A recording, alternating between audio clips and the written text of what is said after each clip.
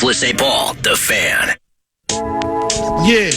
The 2024 TIAA Big Ten women's and men's basketball tournaments are headed to the Target Center March 6th through the 17th. Head over to our contest page and register for your chance to win a pair of tickets to either tournament. That's KFAN.com, keyword contest to enter. Check it. It was all a dream. I used to read Word Up magazine. Salt and pepper and Heavy D up in the limousine. Ben Leber, Twin Cities Live today, 3 to 4:30 on Channel 5. You can watch our beloved Nacho on TV. Twin Cities Live, Channel 5, 3 o'clock at Nacho Leber via Twitter. Follow him as 9 to noon does. And he's nice enough to come over here to the TCO radio studio at part of the Vikings Entertainment Network. And Ben played in 4 playoff games during his career. Are playoff games just the best? I mean, do you like the prep for them and the urgency and or anxiety if you let that creep in that if we lose, we're done? And good morning. Oh, well, good morning. And, you know, that's funny. The funny thing about that stat you threw out there is, like, I know that you're trying to be nice and it's like a good introduction. I was surprised too. But God, 4? Yeah, I was surprised. That's it was only it? 4. I know, I was surprised too. So 3 of them were with the purple, right? 08 Philly game and then the 09 season. Yeah. First one, Chargers, Qualcomm. Against the Jets. Yep. Burke's going to be here in an hour, a little less. And he was part of 18. He started 14, you know, and I mean, it's just, and he won a Super Bowl. So, I mean, It's, I mean, they're more than, I guess that's part of my career that maybe I don't have to revisit all the time. You know, that 4 playoff games, 4. Wow. Did it feel like more? I was on some awesome teams. Well, the 09 NFC title game felt like 3 games all in one. So maybe it was 6.5, but we'll just, you know. Man, I wish they were all as exciting as that 09 championship game. All right, well, how about this? Yeah, go ahead. 2005, your very first playoff game. The Jets are at Qualcomm. They beat you 2017. Ben Leber for the San Diego Chargers led his team with 9 tackles in his first playoff game. So, I did? Yeah, you did. You had 9 tackles in the game. Who the hell was that? Chad Pennington maybe at the time? Yeah. Who the hell was that? So do you remember, what do you remember about that one against Chad Pennington? And Curtis Martin, who at that time, Curtis Martin was still like underrated running back guy. He still is. So I was asked the question. I've been asked, similar questions a lot. Just like who's your favorite player? Who's the hardest? Who's the most respected? Blah blah blah. And I will go out of my way to say that Curtis Martin might be one of the best football players that I ever played against, and he never got the credit he deserves. I still don't think that he gets the credit. He was underrated when he was an actual current player, right? And then there was a little bit of a time after where he just like it happens all the time when somebody retires for the next year or two, we're gonna really reflect on their career and talk about how good they were, and sometimes you overinflate maybe how really good they were, but I think with him, he got a little bit of credit in that time period, and then it's just completely fallen off. If you go back to that time when he played, he was a phenomenal 3-down back. You know, nowadays it's like, can this guy play 3 downs? Yeah. And it's like, oh no, it's fine. It's okay that we got a 2-down back and we've got a 3rd-down back. He was one of the rare guys that could do it all. He could catch out of the backfield. He could block. He was slippery, elusive when he was running the football. I just have a lot of respect for him. As far as remembering that particular game, we had a great year that year for us with the Chargers, and we were a little bit, not butthurt because we understood it because of records and stuff, but we thought we deserved a 1st-round bye. And we're like, well, we shouldn't be playing these guys. We shouldn't be playing the Jets right now. This is ridiculous. And unfortunately, and this is a large reason why the Chargers had to move out of San Diego, was we had trouble selling out that game. Wow. And I think that we still had to ask for public help about 48 hours before that game of like, hey, we still got like 1,000 tickets left. We'd love for you guys to come out and support your hometown team. With Drew Brees at quarterback. Yeah, with all of that going on, with the phenomenal team that we had, we played really well. And then, so anyway, that was, I think that was the 04 season. It was, yeah. It was the 04 season where we started the year before 4-12. We turned that around to go 12-4. It was an awesome turnaround. Had a great year. And then, 05 kind of went the other way again, didn't it? Yeah. And then Nate Kading, our rookie kicker from Iowa, missed 2 field goals. And we lost a close one, yeah. Tough making eye contact with him in the locker room after the game? A little bit, yeah. Yeah, as much as like you can say. Where'd you just go emotionally? Please, I mean, it's radio, so people can't see. You're indefatigable. Sorry, you're a I flat asked. line. No, You're Captain Cool. Where did you just go emotionally? I've never seen that. I think it was just. Look, we all as players we all try to say the right thing after some of those moments, and it is tough. I get it. Kickers have a really tough job. I just remember sort of the anger that was in that locker room. Was it Walsh-esque after the Seattle game? Yeah. Yeah. But basically take it times 2, you know, because there's 2 of those sort of misses. And one was, I think, from, 40-some yards. It was a decent amount, but and you want to throw out, look, he's a rookie kicker and all this other stuff and, a big-time situation. But still the fact of the matter is, you play so hard all season long. You feel and you know that you're the better team. And then it comes down to the foot of a rookie kicker that basically spoils anything that would come after that. There was a lot of anger in that locker room. And, everybody says the right things. We rallied behind him, after that game. But I know what those players feel like after the game in the locker room, where somebody like that in a situation loses a game for you, and you're just through your teeth saying, nope, we stand by him, we support him, and you just want to MF the dude, and you just want to MF the world. Yeah. The worst part about that, by the way, is that after all these years, he was inactive for that game, but Brooks Bollinger gets to hold that playoff victory over your head forever as a former member of the New York Jets. Oh, geez. How about that? Yeah. All I was thinking about was Curtis Martin, Chad Pennington, and Reggie Tongue. Nobody ever mentions Brooks Bollinger. No. And so how well do you know Keenan McCardell? I mean, the wide receivers coach here, but when I was looking back at your first playoff game, breeze to McCardell for a long touchdown to begin. Now, Keenan's right. Keenan's nearing the end. He already won a Super Bowl with the Buccaneers. But I keep forgetting you played with Keenan McCardell. I know. They're kind of wild. I think it's cool. It's actually funny. One of my first memories of him and I being teammates is I think I was getting treatment. I'm not going to go into the whole thing. I was getting treatment pretty much that whole year because I injured my foot, I think, the very first game against Houston.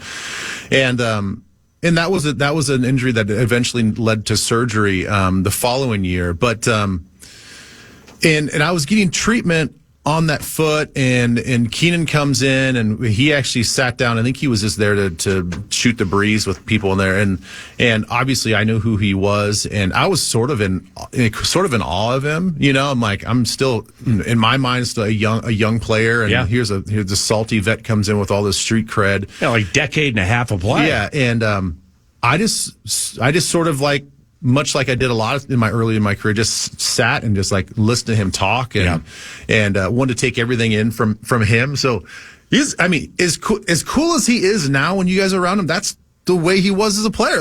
Some guys are man, you're such an a-hole as a player, but you're really actually a kind of a nice guy.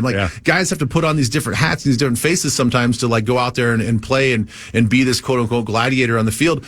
He was as jovial and smiley and nice and humble and chill as he was as a player as he is now. Bill Belichick, nearly a quarter century.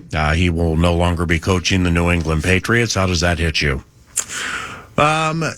I'm not surprised. I mean, we all heard about these rumors for weeks and weeks about, if they're going to part ways, it's, does he get fired? Does he just step away? Does he take a role within the organization? And then it's all those same things, if all the goods and bads, he's the greatest of all time when it comes to NFL coaches. And, but he was not a great drafter. He was not a great evaluator. And I don't like what he did with his staffs after Brady left. It's I'm not going to say it's complete old boys network here, but I mean, it's well, no, I'm going to hire Matt Patricia and have him call the offense or work. What was that? Patricia's defense, you're going to have him do offense. Well, then we're going to bring in Bill O'Brien for a 19th time, even though, he melts down on people and it's a problem. Yeah. And then, my son's going to move. I think it just needed to end. Yeah, I'm with you. I think it got a little stale, and I think there was enough evidence after Tom Brady left that Tom meant a lot more to that team's success than originally thought and was highly debated. And with Bill Belichick calling all the shots, coaching-wise, player evaluation, draft picks, just the vibe of his team, it's like this is old, it's outdated. Like we got to refresh, and look what's happening across all the football landscape. I mean, look at Nick Saban. I mean, it's always been a young person's game, always. Whether it's the players or the coaches, obviously they get a lot more leeway because you can coach, well into your 50s and 60s. But at the end of the day, like, you got to relate to players, and you have to have different approaches and a fresh approach. And the game is continually evolving and always being modernized. And sometimes these guys just get left behind. What maybe there's been something in the story that I've missed, but with Pete Carroll, what do you think? What philosophy would lead into not wanting Pete Carroll as your head coach for Seattle? I mean, he's the oldest coach in the NFL, but he's quite vibrant and seems to relate to the players well. What do you think about that one? I think again, I'll just take a page of the same thing I said about Bill Belichick. As much as I hope and pray that I have the energy and vitality at 72 that Pete Carroll does. My God, I mean, it's unbelievable. I believe him when he says he still has the energy to coach. I believe it, and I believe that he has on the defensive side the talent evaluation that is amazing. I don't know how much credit he gets or Schneider gets the credit for like bringing some of these guys in and mentoring these guys. And, there's just a recent posted clip of he and Earl Thomas, and Earl Thomas is early in his career, just the advice that he's giving. Like, he is a defensive back sort of guru. He knows what he's talking about. I still think that it translates today. Yep. I mean, look at Woolen and what he's been able to do with those guys. Like, no doubt that he's had an influence with those guys, past and present. But going forward again, it sounds like everybody just wants, a different mindset. He's been there a long time, and sometimes that same voice and that same, even though it's infectious energy, if it's your everyday, it can get a little tiresome, and maybe they just need a little refresh. And if the owners, general manager, and or team presidents, if they get tired of hearing it too, I mean, they have opinions. Right. I mean, they have a right to be like, all the players, yes, it's resonating well with them, and we've heard it 8 million times. It's we need something new, and maybe they can cast their gaze and see things coming too. So maybe that played into it too. Have you been around Pete Carroll at all? A little bit. Did you feel like you vibed with him? Like, did you get along with him? My only experience with Pete Carroll was this. It was a preseason game, not the most recent one we played there, but the previous one. Well, that tunnel where you walk out and you're by the Seahawks bench. Yeah. Well, I was walking out he was right next to me. And, Paul Allen called Vikings games on the radio, goes, "Hey, how you doing? It's preseason, so you can do things like this." And I said, "Can I take a picture with you?" And so, I have the picture in there. Well, old people hit the wrong button the first time, so then it went black. I'm like, "Oh, no, hold on." He was kind of like, "Dude, I got to go." Yeah.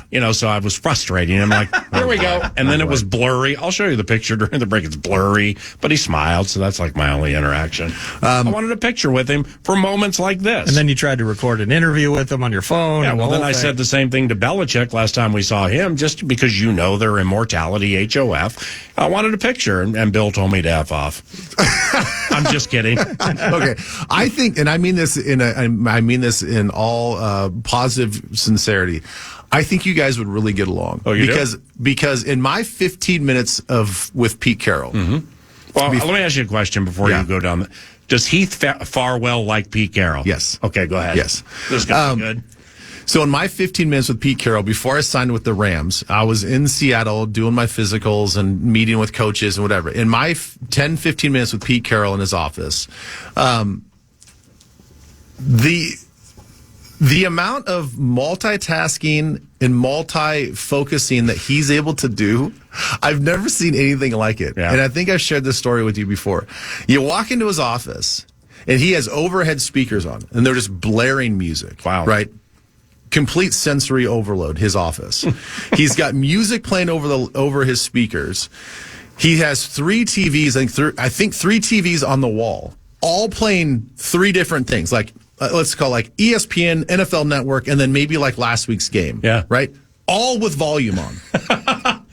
Why? I don't know. So he's That got sounds awful. 3 different TVs on, 3 different volumes, music playing over the top, and he doesn't turn any of them down. And I sit in his office and we're trying to have this conversation. Come on in, Ben. Yeah.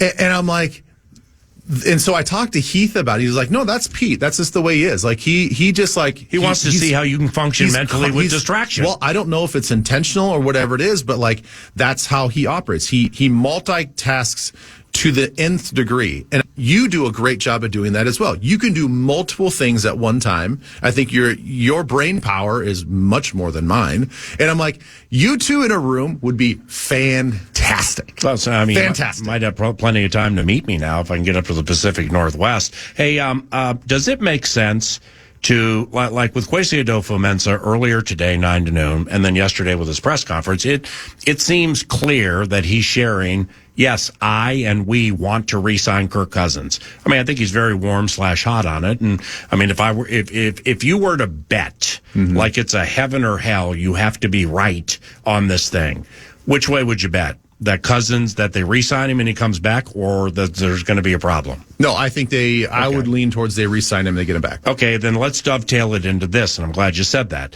Does it make sense in any way to re-up with Cousins here, say for 2 years, okay, and move up in the draft's first round and take a quarterback? It makes sense, and I think that if and when Kirk comes back, because I'm going to say that because I really think that Kirk is going to come back. He knows that they're going to draft his predecessor. They know that they have to be forward thinking. Then they're like, hey, this is a 2 to 3 year window where we can really win with this guy, and let's hope that we win that championship. But at the same time, we do have to protect ourselves for the future. And so I think that he understands whether it's this draft or the next draft, they are going to be drafting a quarterback that he is probably going to have to mentor. If Cousins returns and plays the full season, and they don't have nearly the injuries they had this year, they won't be near 11. They'll be in the 20s. So that's why I'm looking at this 11 spot now. I think the problem is with this 11 spot is if you don't move up, you're not going to get a franchise quarterback that you think that you're going to get. And that's the issue. It is very plausible that the top 3 teams take 3 quarterbacks right off the board. Yeah. So you're saying at worst case scenario, you have to move up to 3 from 11 to 3. I'm not sure that third team is willing to budge. And if they do budge, you are literally selling the future. And because as of right now, we don't have a lot of player equity. Who are you going to trade? Which players are you going to trade to sweeten the pot? There's only one guy. There's only one guy. Who? Justin Jefferson. Yeah, man, right. Or Darisaw. Look, and the thing is, Darisaw, you could move on from. You would have to obviously have a bigger plan in place because he's under contract for next year. He's got a 5th-year option. You have some time to work out a contract with him, but that would be enticing for a team if you exercise that 5th-year option. That new team now has 2 years to work out a new deal. And most likely it would get done. It would get done after said trade. So it could be good for Christian, but then who do we have for left tackle? Right. So therein lies the cascade of needs for this team. Why analyzing what just happened, all right, with all these injuries defensively, why doesn't Brian Asamoah play more defense? Like what? Either you got information or your trained eye. Well, let's go back to last year. Last year he made some plays. I'm going to reference one particular play. I don't remember the exact game it was in, but it was a play action play. It was a boot play. He goes out, great hustle play, tackle from behind, forced fumble. We get the ball back, right? Everybody's talking about kind of early in his career. What a game changer. This guy, he hits like a truck. He's awesome. You go back and watch that play. That was actually a mental bust. He was supposed to be what we call the spinner on that play. He recognizes boot away coming back to his side, and he's supposed to spin with that tight end and pick him up in coverage. He did not do that. He did not recognize it. He was slow to do that, and he only got sort of lucky that he came up from behind and knocked the ball out. So it's like it's a minus, but it's an attaboy in the grade sheet. if you forecast that forward, and then at that point in time, we're seeing more plays of him and all this. I don't know if he was successful because he knew where he was supposed to go, or he just played off of instincts. And my gut feeling is, after watching him play last year, I think he made a lot of plays just playing football. Right. You get into a new defensive coordinator who has a lot of moving parts, who he values cerebral guys.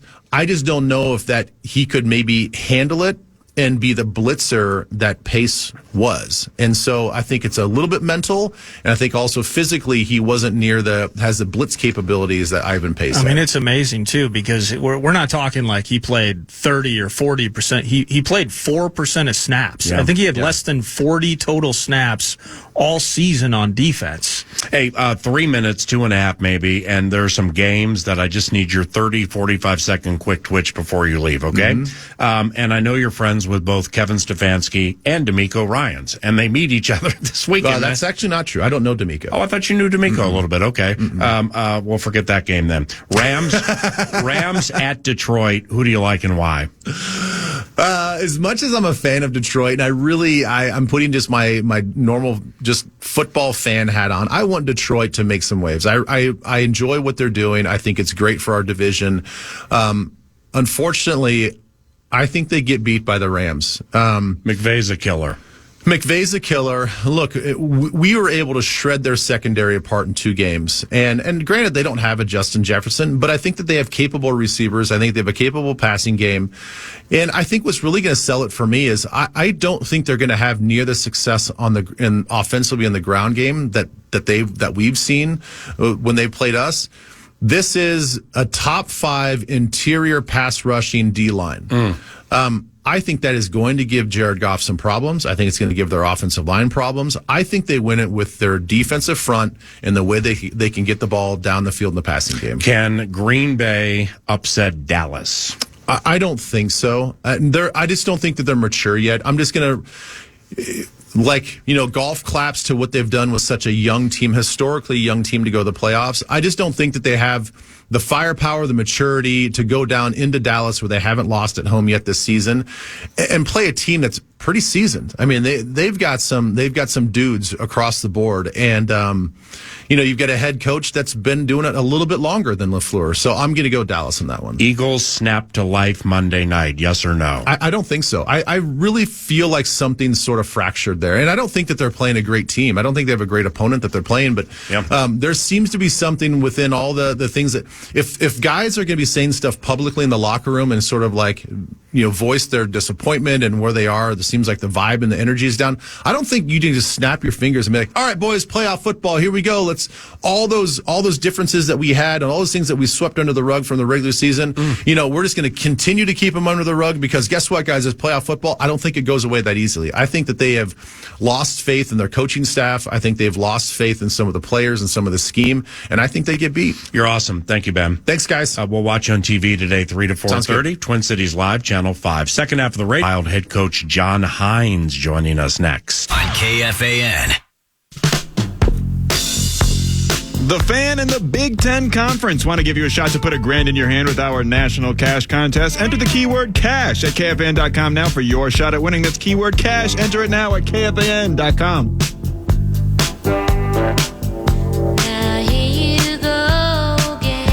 John Hynes is coach of the Minnesota Wild, and this is courtesy of Pronto Heating and Air. Pronto Heating and Air, thank you very much. And thank you to Coach Hynes, who joins 9 to noon weekly. Coach, it's Paul Allen, and sorry about last night. How Volstead, the goaltender, how was he after the difficult debut, and good morning? Good morning to you. Thanks for having me on, Paul. Well, he was good. It's obviously it wasn't just him. Dallas played a heck of a game. We were not, good enough last night.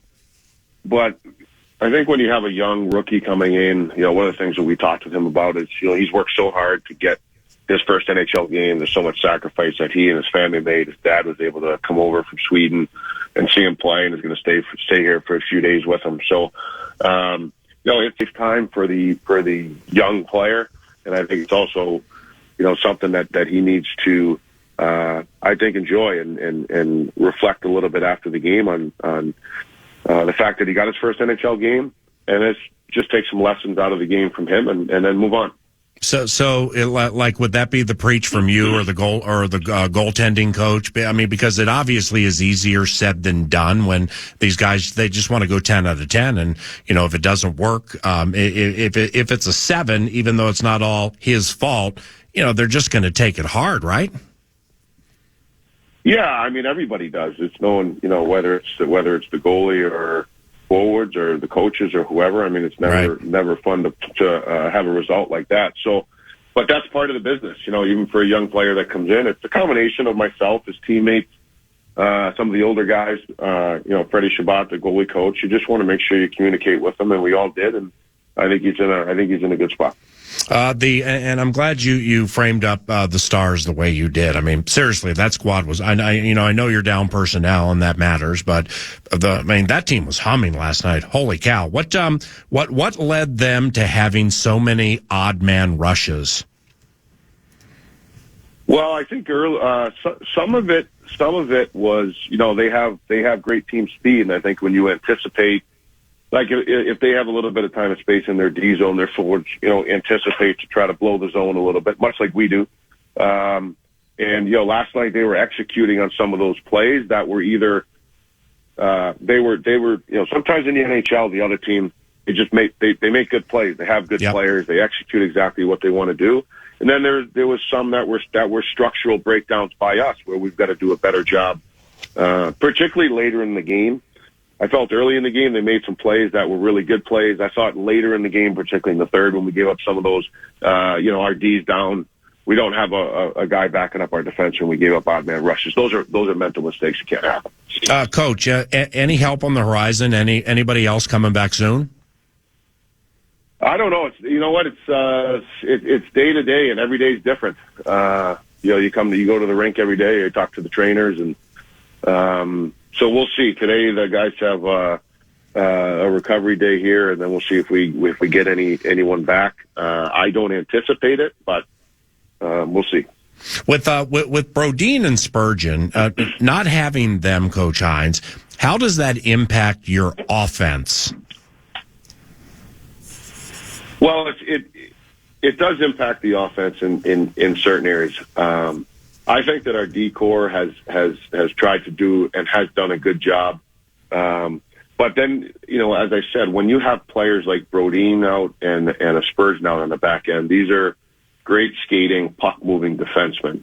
And no one's going to replace those guys. So you're asking players to be able to take up minutes and some of their minutes and some of their situations and some of their matchups. And they're doing a good job, but they're different style. Sometimes they're different style of players. So, it's not like you replace those players. You're trying to do it by committee. But when you have players like that out, it can affect your offense at times because of just the natural talent level that those two have. Minnesota Wild head coach John Hynes, nice enough to join 9 to noon on a weekly basis. Thank you. Pronto Heating and Air. Just a few more here. I've heard, we've heard you say weather the storm, and you use that phrase before. So when it comes to weathering the storm, what are the keys during this time, John, with building and or keeping players confident despite a legitimate storm? Well, I think it starts with communication. I think you have to, in these times, you have to make sure that whether it's myself or the assistant coaches are, talking with players, making sure that they see some of the things that they're doing well, things that could be a little bit better. You're always trying to teach and grow, and I think sometimes in these you have to have a focus level as a coach and a coaching staff that I think It goes into the players that, there's, we've hit a little bit of the storm with the injuries, but, our focus level has to be that we're going to get it done with the group of guys that we have now. And how do we do that? And, we have some wins, we have some losses, but, you can't get too down on the setbacks because there were things that were good in the game. I mean, they score the first goal. We have 2 grade A opportunities. One right after that, we don't score. The game's 1-1, but you have to make sure that, the focus level is on improving, keeping the mindset the right way, communicating with the players, not coming down on them just for every little mistake, but things that are, preventable, and then things that we did well. You have to keep moving along. It's a long season. You go through tough stretches at times, and I think the way that you handle it as leaders, as coaches, and your veteran leaders, the guys that are in the lineup, we have to handle it the right way with the right focus level, and you get out of it. We will get out of it. Coach, John, a Suter in those cross checks. I mean, Middleton got a bad one last night. Before you were here, Kaprizov in the postseason last year. How does one coach against that? Well, it's not. You can't. What you do try to do is stick up for your players, and you try to make sure that the refs are aware of it. Before the second Winnipeg game. Talked to the refs before the game, just on the ice, and just said, "Look, this is what happened last night." And there's a lot of cross checks, and Kaprizov wasn't the only one. But the one that happened to Middleton, it wasn't like Dallas was doing that all the time. It wasn't a theme like it was in the Winnipeg series. You have to count on the referees to see it and call it.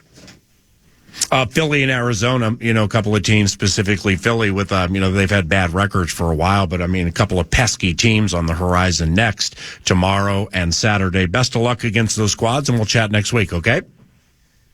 All right. Thanks, Paul. Take care. Yep. See you, John. Coach John Hynes coaches the Minnesota Wild, courtesy of Pronto Heating and Air, back across the pond in the 2024 in jolly old England to discuss that and some more things. Minnesota Vikings Chief Operating Officer Andrew Miller joins us next from the TCO studios on KFAN. The Fan.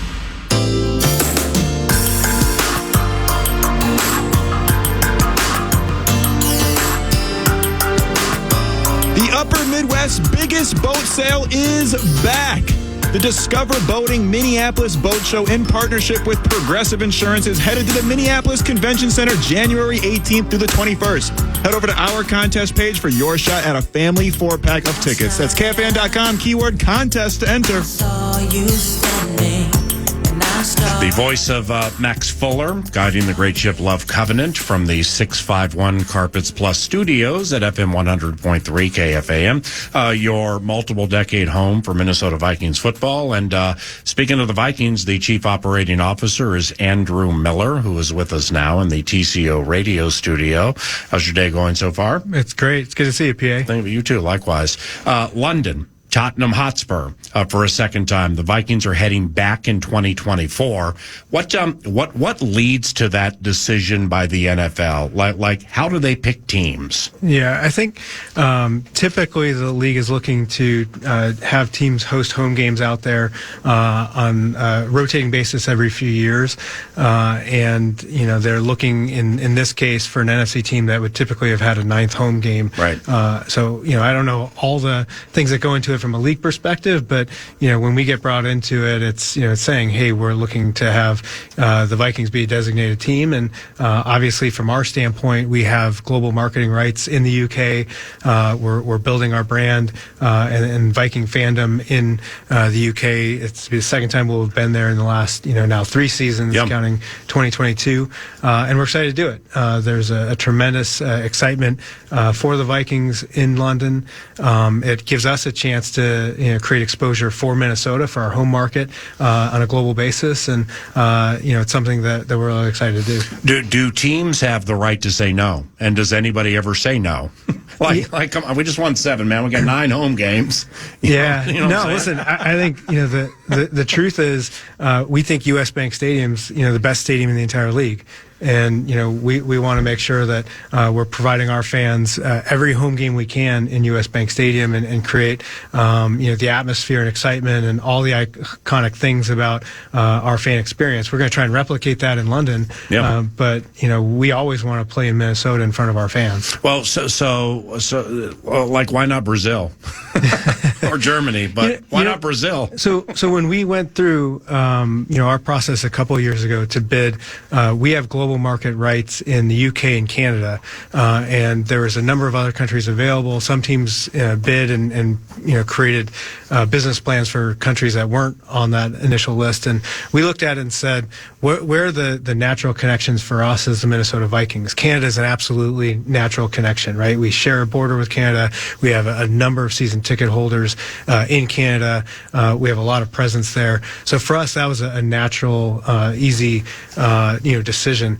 The UK may seem a little bit less natural for us. We don't share a border with the UK, but we had actually been doing work in advance of that and building out our digital presence. And we actually have one of the larger, digital social media presences in the entire league out there. So we looked at it and said, London's an area that we can continue to grow, and there's interest in the Vikings there. And the Vikings, I mean, it's a money-making franchise, okay? The NFL's a money-making endeavor if you own a team or whatever, for all the teams, I would imagine. But when the Vikings go to Europe, it's a profitable situation for the National Football League from an appearance standpoint, an image standpoint, maybe a bottom line. What I'm getting at here is that they come in droves to see Vikings games. 2013 was the first year I was there when they beat Pittsburgh at Wembley.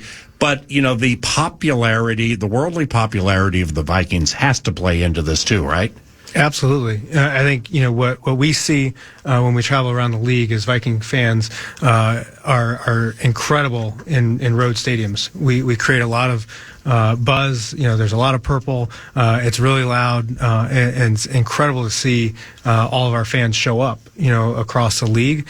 The UK was no different. London in 2022 was my first experience going over there with a team, and what an incredible atmosphere. And it's awesome. A lot of purple, and it was loud. And it was an incredible game, right? Exciting finish with a double doink. But Vikings fans were there all over town all weekend. Does it feel like as part of the process? Because outsiders like us, we would talk about, rumors or ideas of maybe there'd be a future team that is actually home based in London or beyond. Has the last the repetitious nature and building more games out, has that helped get over the hurdle of logistics of travel? Because years ago, you got to have a bye week after you play there. Oh my goodness, we're dealing with 6, 7, 8 hour time differences, etc.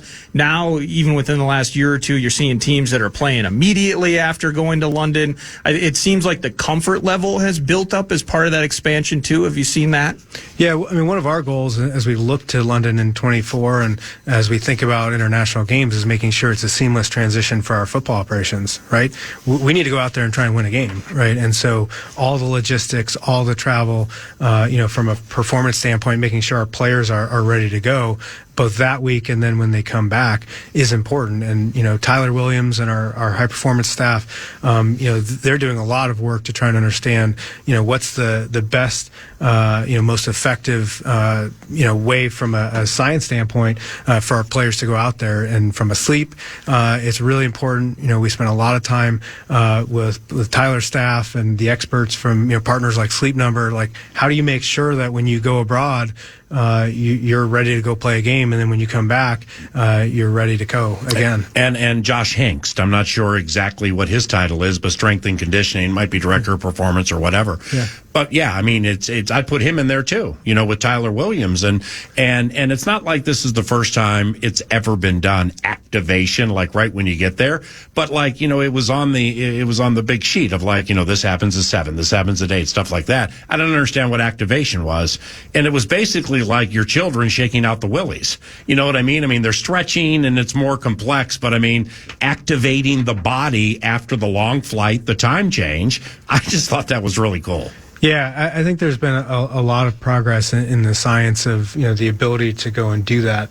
And again, it's Tyler, it's Josh, it's Remy from a nutrition standpoint. We have a lot of really talented people that are helping our team perform week in and week out here. But then also when we have a challenge like going abroad, how do you do that most effectively? So Lundeen, Martin, Chuck Peterson, the operations group, Milan, and so on. Do they start working on that now? Like the London deal? Oh, yeah. Oh, so you know the date. What is it? Just kidding. Do you know the opponent? He knows the opponent. Breaking news. I can honestly Do tell you know the opponent without, us being dumb and saying, come on, tell us? I can honestly tell you I do not know that. We're not going to find out that for a while, probably closer to schedule release. But listen, our team, Chad and Paul and Chuck and Milan, they do so much work on all of our road games to prepare. And sometimes we don't know, right? We had 2 games in our last 3 road trips this year that were TBD. Yeah. And they're planning for all the different contingencies of if it's a Friday trip or a Saturday trip, and is it going to be a night game or a noon game or 1 o'clock game, depending on where we're playing. They do a ton of work, even if we don't necessarily know the date or the time or the opponent. Now, lastly for me is I'll talk frequently on 9 to Noon about the spirit in the building, specifically the last couple of years, and your happiness is going to permeate and it's going to envelop a situation when you're winning, and that was the case last year. But there also some of these losses mean the team was getting killed, and you having worked in sports as long as you have, and likewise for me, you see certain things after losses, even in winning seasons, and then you start to develop past performances and things like that. Well, this year was 7-10, and the spirit in the building was unbelievable. I mean, just a spirit of happiness and a spirit of forgiveness, and it's just, do you feel that being here all the time? Just the wonderful spirit that's in this building? Yeah, I mean, the culture that Kevin and Kwesi have really created across our football operations. What we're trying to do as an organization overall from a culture standpoint, it matters. And when things aren't going well, that's when your culture gets tested. And when you have adversity, which we had a lot of adversity, right? You see that, and you see people pulling together and trying to problem solve and figure out how to improve things. And when you're doing that in a positive manner, you believe that you can continue to overcome that adversity together. Is Kwesi one of the most inquisitive people with whom you've ever worked or ever known? And the reason I bring it up is we had him in studio here 90 minutes ago, and I asked him, during the season, when you see these coaches execute certain things that fascinate you and they're effective, are you like, wow, that's really cool and I would like to learn more? And he just went on about it, they're like 11 o'clock at night and they're doing this and here's why it's going to work. And then I see it work during the game. And he's just so inquisitive and still fascinated by facets of the game. Is that fair? Absolutely. Absolutely. And, I think the level of sophistication, right? I mean, I've been in football now for 5 seasons with the Vikings, and so it's newer for me, right, than a number of people in our coaching staff or football operations, and so it's fascinating to me the levels of sophistication, the absolute incredible work ethic that Kevin and the coaching staff all have, and so when I see it on game days, it's amazing to watch as well. Thanks for stopping by. Anything else we need to know? No, we're excited about London. I think for fans, there's going to be ticket information, travel information. They can go to Vikings.com/London and keep up with that as we get more information. Excellent. Appreciate you, boss. All right. Yep, Thanks, see you, PA. Andrew Miller, Chief Operating Officer for the Minnesota Vikings. Into the final hour of the presentation.